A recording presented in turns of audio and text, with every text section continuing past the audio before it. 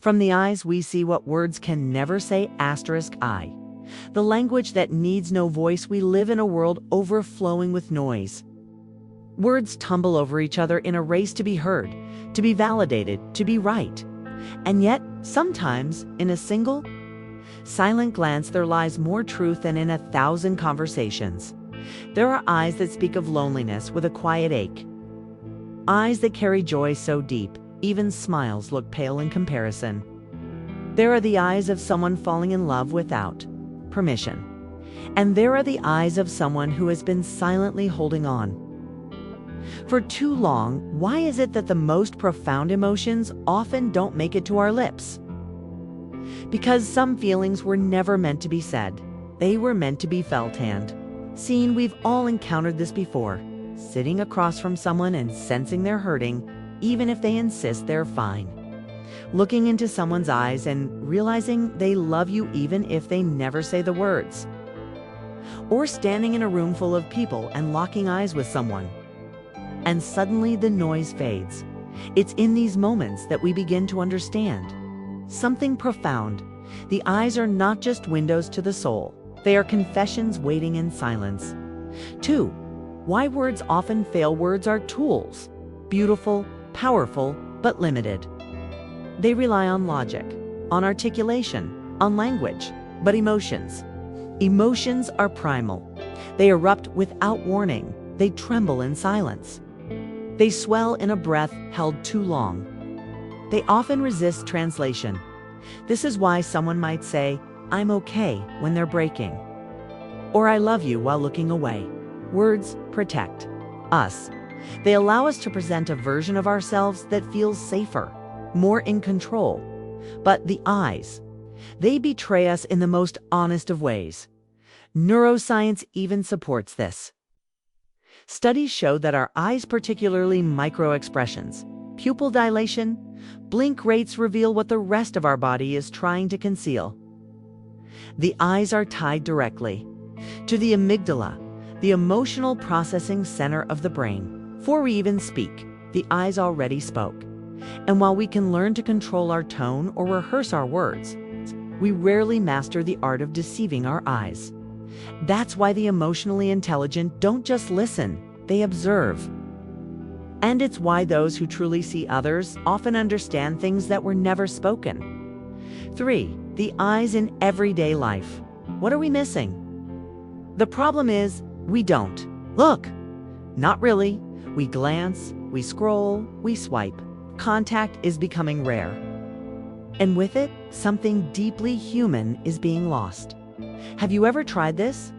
Sit with someone you love and look into their eyes for 60 seconds without saying a word. It will likely feel vulnerable, even scary. But in that discomfort lies connection. We've become so dependent on verbal reassurance that we forget the intimacy of presence, of showing up fully, of noticing when someone's gaze is more tired than usual, when their spark is dimmer, when their glance lingers just a moment longer. Here's what we're missing: a friend who's smiling but whose eyes look empty, a partner who's showing up but not truly there, stranger on the subway silently begging to be seen, or even yourself. In the mirror, eyes heavy with the truth you've been ignoring. What would happen if we dared to see again? 4. Learning to read eyes. A skill of the heart. Learning to read eyes isn't about becoming a mind reader. It's about developing a deeper emotional awareness. Here's how you can begin, right at home. 1. Practice presence. Put the phone down. Close the laptop. When someone speaks to you, look at them, not past them. Not at their hands. Then look for changes in the way their eyes move. Do they light up? Do they retreat? Do they scan the floor when talking about certain topics? Do ask feeling questions instead of "How was your day?" Try what made you feel most alive today. When you ask questions that target the heart, the eyes almost always respond before the mouth does. 3. Be brave enough to hold eye contact. Eye contact builds trust. Not prolonged, piercing stares, but gentle, grounding connection. This is especially important in relationships where words have failed. 4. Look in the mirror. Literally. Spend time looking into your own eyes in silence. What are you avoiding? What pain are you hiding? What longing lies beneath the surface? Self-honesty begins with self-seeing. V. Emotional intelligence begins in the gaze. Think of the people you trust the most. Chances are they're the ones who see you even when you're not at your best.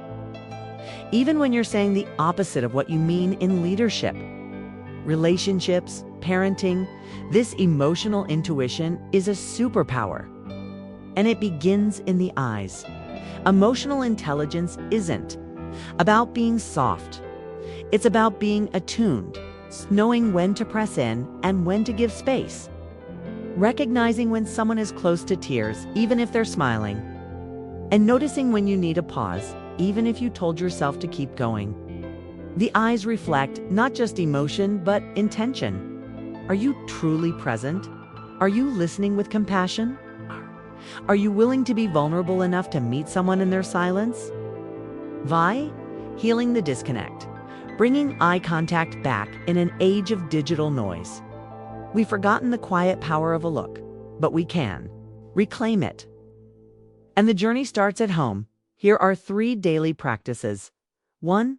Minutes with loved ones before bed. Take 2 to 3 minutes to sit face to face with a loved one.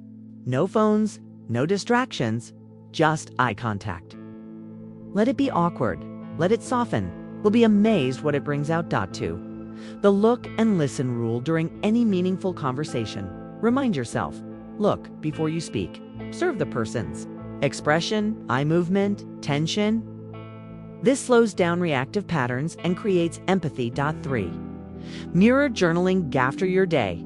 Sit in front of a mirror. Look into your eyes and ask, what did I not say today that I truly felt? Then write it down.